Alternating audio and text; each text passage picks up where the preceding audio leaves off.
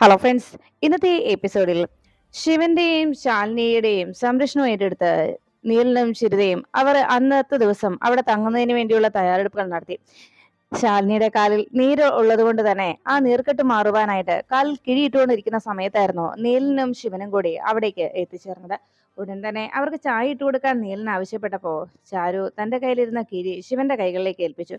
Sir തന്നെ ഇനി ഈ അമ്മാവക്ക് കിഴിയിട്ട് കൊടുത്തോളൂ, കാലിന് നീര് വലിയട്ടെ എന്ന് പറഞ്ഞ് ചായ എടുക്കാനായിട്ട് ചാരു അകത്തേക്ക് പോയി. അപ്പോഴാണ് നീലനോട് വിവരങ്ങളൊക്കെ ശാലിനി പറഞ്ഞുകൊണ്ടിരുന്നത്. ശാലിനിയും ശിവനും എന്തിനാ അവിടേക്ക് വന്നതെന്നുള്ള കാര്യം നീലനോട് അവർ അറിയിച്ചു. ഞങ്ങൾക്ക് വളരെ വേണ്ടപ്പെട്ട ഒരാളുടെ ചിതാഭസ്മം നിമജ്ജനം ചെയ്യാനായി ഞങ്ങൾ ഇവിടുത്തെ പാപനാശം പുഴയിലെ അത് നിമജ്ജനം ചെയ്യുന്നതിന് വേണ്ടി ഞങ്ങൾ വന്നതാണെന്നും ഇവിടുത്തെ ഭൂതത്താൻകാട്ടിലെ മഞ്ഞുമല എസ്റ്റേറ്റിൽ പോയി അവിടെ നിന്ന് വേണം ഇക്കാര്യങ്ങൾ ചെയ്യാനെന്നും ശിവൻ അറിയിച്ചു. അപ്പോഴാണ് നീലം പറഞ്ഞത്, ഈ രാത്രിയിൽ അല്ലെങ്കിൽ ഇപ്പോ നിങ്ങൾ ഇവിടെ നിന്ന് പുറപ്പെട്ടാൽ തീർച്ചയായിട്ടും കാട്ടിൽ അകപ്പെട്ടു പോകും. അത്രയും ദൂരം നിങ്ങൾക്ക് ഒരു കാരണവശാലും ഇന്ന് എത്തിച്ചേരാനാവില്ല. അതുകൊണ്ട് തന്നെ ഇന്ന് മഞ്ഞുമല എസ്റ്റേറ്റിലേക്കുള്ള നിങ്ങളുടെ യാത്ര അത് അപകടം പിടിച്ചതായിരിക്കും. അതുകൊണ്ട് ഇന്ന് യാത്ര ചെയ്യാതിരിക്കുന്നത് തന്നെയാണ് നല്ലതെന്ന് നീലൻ നിർബന്ധപൂർവ്വം അവരെ അറിയിച്ചു. പിന്നെ അത് മാത്രമല്ല, പാപനാശം പുഴയിലാണ് ഇത് നിമജ്ജനം ചെയ്യാൻ ആഗ്രഹിക്കുന്നതെങ്കിൽ അത് ഞങ്ങളുടെ ഈ കാടിന് നടുവിലൂടെയാണ് ആ പുഴ ഒഴുകുന്നത്. ഇവിടെ വെച്ച് വേണമെങ്കിൽ ആ കർമ്മങ്ങൾ നിർവഹിക്കാം. ഞങ്ങളുടെ മൂപ്പൻ ഒരാളുണ്ട് ഇത്രയും കർമ്മങ്ങളൊക്കെ ചെയ്യുന്ന. മൂപ്പനോട് ഞാൻ കാര്യങ്ങളൊക്കെ പറയാം. നിങ്ങൾക്ക് താല്പര്യം ഉണ്ടെങ്കിൽ മതി കേട്ടോ. ഇത്രയും ദൂരം നിങ്ങൾ യാത്ര ചെയ്ത് പോവണ്ട എന്ന് കരുതിയാണ് അപകടം ഒഴിവാക്കാനായിട്ട് ഞാൻ ആവശ്യപ്പെട്ടത് എന്ന് നീലൻ അറിയിച്ചപ്പോ ശാലിനിയും ശിവനും അതിനെക്കുറിച്ച് ആലോചിച്ചിരിക്കുമ്പോഴേക്കും അവിടേക്ക് ചായയുമായി ചിരുതെത്തി. അത് ശരി, സാറ് ഈ കിഴി ഇത്രയും നേരമായിട്ട് ഇട്ടില്ലേ? എന്നാ ഇനി ചായ കുടിച്ചിട്ടാവാന്ന് പറഞ്ഞ് ഇരുവർക്കും ചായ കൊടുക്കുന്നതിനിടയിൽ ശാലിനി പറഞ്ഞു, എനിക്ക് പാപനാശം പുഴയിൽ ഇത് നിമജ്ജനം ചെയ്യണമെന്ന് മാത്രമേ ഉള്ളൂ. അത് എവിടെയായാലും എനിക്ക് പ്രശ്നമല്ല എന്നതായിരുന്നു ശാലിനിയുടെ മറുപടി. അത് കേട്ടതോടെ ശിവനും പറഞ്ഞു, ശരി, ഇത്രയും റിസ്ക് പിടിച്ചൊരു യാത്രയാണെങ്കിൽ ഞങ്ങൾ അതിനെ പുറപ്പെടുന്നില്ല എന്നും നീലൻ അതിനുവേണ്ട കാര്യങ്ങൾ ചെയ്താൽ മതിയെന്നും പറഞ്ഞപ്പോ നീലൻ പറഞ്ഞു, അങ്ങനെയാണെങ്കിൽ നാളെ രാവിലെ തന്നെ ഞാൻ മൂപ്പനോട് കാര്യങ്ങളൊക്കെ പറഞ്ഞിട്ട് നമുക്ക് ഇവിടെ കാടിൽ നടുവിലൂടെ ഒഴുകുന്ന പാപനാശം പുഴയിൽ പോയി ചടങ്ങുകൾ നടത്താമെന്ന് നീലൻ ഉറപ്പു നൽകി. അന്ന് രാത്രിയിൽ അവരെ അവിടെ തങ്ങാൻ തന്നെ അവർ തീരുമാനിപ്പിച്ചു. ഒടുവിൽ ശാലിനിയും ശിവനും കിടക്കുന്നതിന് വേണ്ടി അവർക്ക് അകത്ത് പാവിരിച്ച് അവർക്ക് കിടക്കാനായിട്ടുള്ള കട്ടിലൊരുക്കിയപ്പോൾ ഇരുവരോടും അകത്ത് കയറി കിടന്നോളാനും നീലനും ചിരിതയും പുറത്ത് കിടന്നോളാമെന്ന് അവർ ഉറപ്പു നൽകി. ഇത് കേട്ടതോടെ ശിവൻ പറഞ്ഞു, അയ്യോ അതിന്റെ ആവശ്യമില്ല, ഇന്ന് രാത്രിയിൽ ശാലിനിയും ചിരിതയും അകത്ത് കിടന്നാൽ മതി, ഞങ്ങൾ രണ്ടുപേരും ഇവിടെ പുറത്ത് കിടന്നോളാമെന്ന് ശിവൻ പറഞ്ഞപ്പോ അത് കേട്ട ചിരിത ചോദിച്ചു, അല്ല അതെന്താ അങ്ങനെ? സാറ് അകത്ത് കയറി കിടന്നോ, ഞങ്ങൾക്ക് കുഴപ്പമൊന്നുമില്ല. പിന്നെ ഇപ്പോ ഇവിടെ നല്ല തണുപ്പാണ് രാത്രിയാവുമ്പോൾ. പിന്നെ അതുമല്ല വലിയ ഇവിടെ വല്ല കാട്ടിലെ മൃഗങ്ങളും മറ്റോ ഒക്കെ വന്നാൽ സാറിന് ചിലപ്പോൾ പേടിയായിരിക്കും. ഇവിടുത്തെ തണുപ്പും തണുത്ത കാറ്റും ഒക്കെ ഉണ്ട്, മഞ്ഞും ഇടയ്ക്കുണ്ടാവും എന്ന് പറഞ്ഞപ്പോ ശിവൻ പറഞ്ഞു, ഇതൊക്കെ ഒരു രസമല്ലേ, ഈ മഞ്ഞും തണുത്ത കാറ്റും ഒക്കെ അടിച്ചിട്ട് കുറച്ച് നാളായി. അതുകൊണ്ട് എനിക്കിതിൽ പ്രശ്നമൊന്നുമില്ല. എന്തായാലും ഇതിൽ മാറ്റമില്ല. നീലൻ ചേട്ടനും ഞാനും ഇവിടെ തന്നെ ഇരുന്നോളാം. നിങ്ങൾ രണ്ടുപേരും പോയി അകത്ത് കിടന്നോ എന്ന് പറഞ്ഞ് ഇരുവരെയും പറഞ്ഞയച്ചു. അങ്ങനെ അകത്തേക്ക് പോയ സമയത്ത് ശാലിനി കിടക്കാനായി ബെഡിൽ ചെന്നിരിക്കുമ്പോൾ ശിവൻ ശാലിനിയുടെ ഭർത്താവാണെന്നുള്ള ധാരണയിലായിരുന്നു ചിരിതയും നീലനും സംസാരിച്ചിരുന്നത്. ശാലിനി ഇക്കാര്യം അവരെ പറഞ്ഞ് തിരുത്തണ്ടേ എന്ന് ശാലിനി ശിവനോട് ചോദിച്ചപ്പോ ശിവൻ പറഞ്ഞു, തൽക്കാലം അവരുടെ തെറ്റിദ്ധാരണ അതുപോലെ തന്നെ നിലനിർത്താം. നമ്മൾ അതിന് നമ്മൾ രണ്ടുപേരും ഭാര്യ ഭർത്താക്കന്മാരല്ല എന്ന് അവരോട് പറഞ്ഞാൽ ഒരുപക്ഷെ അവർക്ക് നമ്മളോട് ദേഷ്യം തോന്നും. നമ്മളോട് സഹായിക്കാനായി അവർ കാണിച്ച ഈ ഒരു സഹായഹസ്തം അത് ചിലപ്പോൾ നമുക്ക് പിന്നീട് കിട്ടിയെന്ന് വരില്ല.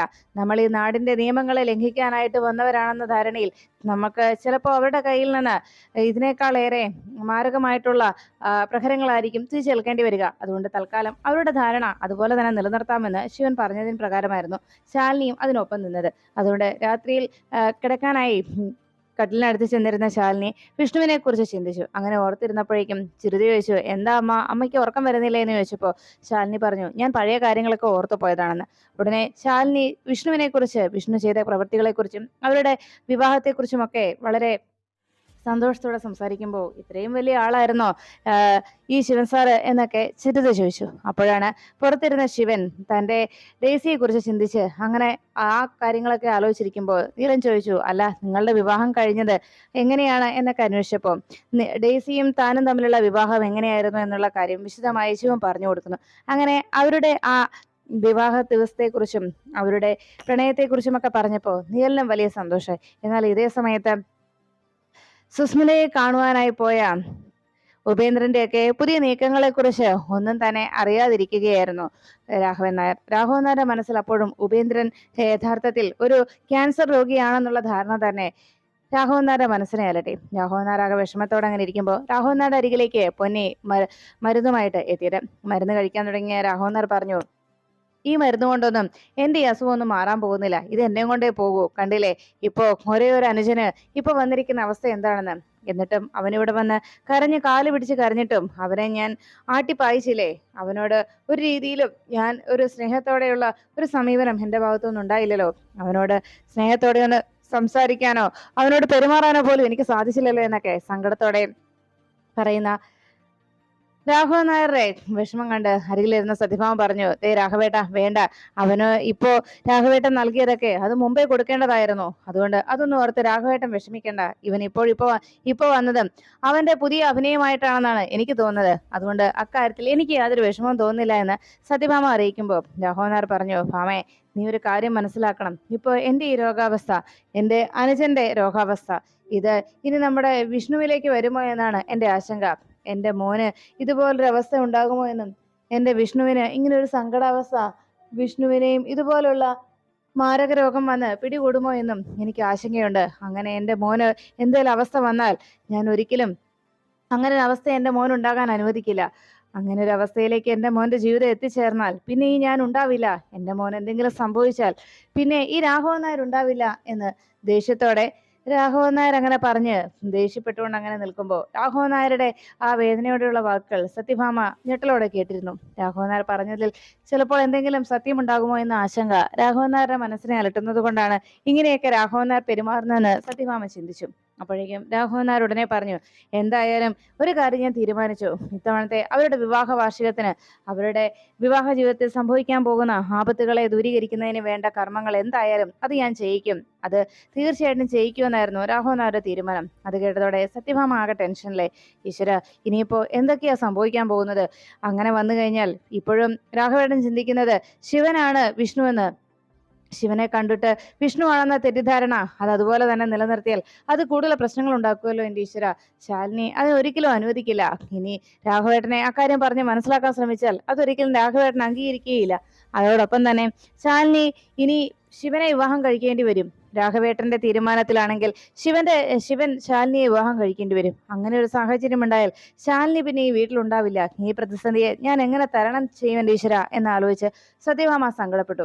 അപ്പോഴാണ് ശാരദാമ്മയുടെ അരികിലേക്ക് രേഷ്മ എത്തിയത്. ശാരദാമ്മ രേഷ്മയോട് സംഭവിക്കാൻ പോകുന്ന കാര്യങ്ങളെക്കുറിച്ച് സിദ്ധൻ മുന്നറിയിപ്പ് നൽകിയത് അതേപോലെ തന്നെ രേഷ്മയെ അറിയിച്ചു. ശാലിനിയെ വിളിച്ച് പറഞ്ഞിട്ടും ശാലിനി ആ ചിതാഭസ്മം നിമഞ്ജനം ചെയ്യുമെന്നുള്ള തീരുമാനത്തിൽ ഉറച്ചു നിൽക്കുകയാണ്. ശാലിനിക്കൊപ്പം പോയിരിക്കുന്ന ശിവന്റെ ഹൃദയമാണ്, ശിവന്റെ ശരീരത്തിലാണ് വിഷ്ണുവിന്റെ ഹൃദയമുള്ളത് എന്നുള്ള കാര്യം പറയാനും ശാലിനിയോട് അറിയിക്കാനും തനിക്ക് സാധിച്ചില്ല. അതുകൊണ്ട് ഇനിയിപ്പോ എന്തെല്ലാം അപകടങ്ങളാണ് ഇനി ഉണ്ടാകാൻ പോകുന്നതെന്ന് എനിക്കറിയില്ല. ആ ഒരു കർമ്മം പൂർത്തീകരിച്ചാൽ തീർച്ചയായിട്ടും വലിയ നാശമാണ് ഉണ്ടാകാൻ പോകുന്നതെന്നാണ് സിദ്ധൻ അറിയിച്ചിരിക്കുന്നത്. ഇതൊക്കെ ഞാൻ ശാലിനിയെ വിളിച്ച് പറയാൻ ശ്രമിച്ചിട്ട് അവൾ അത് കേൾക്കാൻ പോലും കൂട്ടാക്കിയില്ല. ഇനി എന്താ ചെയ്യുന്നതെന്ന് എനിക്കറിയില്ല എന്ന് പറഞ്ഞ് ശാരദാമ്മ സങ്കടപ്പെടുമ്പോൾ ഇത് കേട്ട രേഷ്മ പറഞ്ഞു, എന്തായാലും വിഷമിക്കാതെ ശാരദാമ്മേ, ശാലിനിയോട് കാര്യങ്ങൾ പറഞ്ഞിട്ടുണ്ടല്ലോ, എല്ലാം നല്ലതുപോലെ സംഭവിക്കുമെന്ന് നമുക്ക് പ്രതീക്ഷിക്കാമെന്ന് അറിയിച്ചപ്പോ രേഷ്മയോട് ശാരദാമ്മ പറഞ്ഞു, അങ്ങനെ ഒരു പ്രതീക്ഷ എനിക്കില്ല. കാരണം അറിയാവല്ലോ മഹാഭാരതത്തിൽ എന്താ സംഭവിച്ചത് എന്ന്, അശ്വത്ഥാത്മാവിന്റെ മരണവും പിന്നെ ഭീഷ്മയ്ക്ക് എന്താ സംഭവിച്ചത് എന്നും, അന്ന് അശ്വത്ഥാത്മാവിന് നേരെ ഉതിർത്ത ആ ബ്രഹ്മാസ്ത്രത്തെ എങ്ങനെയാണ് ആ നിമിഷം ഭീഷ്മ പിതാമഹൻ ഏത് രീതിയിലാണ് അതിനെ തടുത്തു നിർത്തിയതെന്ന്, ഒടുവിൽ ഉത്തരയുടെ ഗർഭത്തിലേക്ക് അതിനെ തിരിച്ചയക്കേണ്ടി വന്നു. അങ്ങനെ ഒരു അവസ്ഥയാണ് അന്ന് ആ മഹാഭാരത യുദ്ധത്തിൽ ഉണ്ടായത്. അതുപോലെ തന്നെയാണ് ഇപ്പോൾ ഞാനും ഇവിടെ അനുഭവിച്ചുകൊണ്ടിരിക്കുന്നത്. ഈ ഒരു പ്രശ്നത്തിൽ നിന്ന് എങ്ങനെ രക്ഷപ്പെടുമെന്നും ഈ ഒരു അവസ്ഥയെ എങ്ങനെ അതിജീവിക്കുമെന്നും എനിക്കറിയില്ല എന്ന് പറഞ്ഞ് ആകെ വിഷമത്തോടെ ശാരദാമ്മ അങ്ങ് നിൽക്കുമ്പോൾ രേഷ്മ ശാരദാമ്മയെ ആശ്വസിപ്പിച്ചു. വിഷമിക്കാതെ, എല്ലാത്തിനും ഒരു പരിഹാരം ഉണ്ടാവും, സമാധാനത്തോടെ ഇരിക്കേ. എല്ലാ പ്രശ്നങ്ങളും നമുക്ക് നമ്മളെ അതിജീവിക്കാനുള്ള ശക്തി ഈശ്വരൻ തരുമെന്നും ശാരദാമ്മ പ്രാർത്ഥിക്കാൻ പറഞ്ഞപ്പോൾ ശാരദാമ്മ പറഞ്ഞു, എന്ത് പ്രാർത്ഥിക്കാനാണ് രേഷ്മ? ഇത്രയും നാളും ഈശ്വരന്മാരോട് ഞാൻ പ്രാർത്ഥിച്ചിട്ടൊന്നും ഈശ്വരന്മാർ ചെവിക്കൊണ്ടില്ലല്ലോ. എൻ്റെ 3 പെൺമക്കളിൽ ഇപ്പോൾ ശാലിനിക്കെങ്കിലും നല്ലൊരു ജീവിതം കിട്ടുമെന്നാണ് ഞാൻ കരുതിയിരുന്നത്. എന്നാൽ അതും ഈ അവസ്ഥയിലായി. എൻ്റെ മക്കളുടെ ജീവിതമെല്ലാം ഇതുപോലെ തകർന്ന് നിൽക്കുകയല്ലേ. എന്നിട്ടും ഈശ്വരന്മാർക്ക് മതിയായില്ല ശാരദാമ്മയും ശാരദാമ്മയുടെ പെൺമക്കളെയും പരീക്ഷിച്ചിട്ട്. ഇനിയും പരീക്ഷണങ്ങൾ തുടർന്നോട്ടെ. ചിലപ്പോൾ ഈശ്വരന്മാർക്ക് പോലും എൻ്റെ ആവലാതികളും വിഷമങ്ങളും കേട്ട് മടുത്തിട്ടുണ്ടാവും എന്ന് പറഞ്ഞ് ശാരദാമ്മ സങ്കടത്തോടെ ഇരിക്കുമ്പോൾ രേഷ്മ ശാരദാമ്മയെ സമാധാനിപ്പിച്ചു. അപ്പോഴാണ് ശാലിനി പിറ്റേന്ന് രാവിലെ നീലം പറഞ്ഞതിന് പ്രകാരം അവിടുത്തെ അവരുടെ ഊരിലുള്ള മൂപ്പനെ വിളിച്ചുകൊണ്ട് വന്ന് ആ പാപനാശം പുഴയുടെ തീരത്തിരുന്ന് വിഷ്ണുവിന്റെ ചിതാഭസ്മം നിമഞ്ജനം ചെയ്യുന്നതിന് വേണ്ടിയുള്ള കർമ്മങ്ങൾ ആരംഭിച്ചു തുടങ്ങി. ശാലിനി അതിനുവേണ്ടി തയ്യാറെടുക്കുമ്പോൾ തൊട്ടടുത്ത് ശിവൻ അതിന്റെ എല്ലാം സാക്ഷിയായി നിന്നു.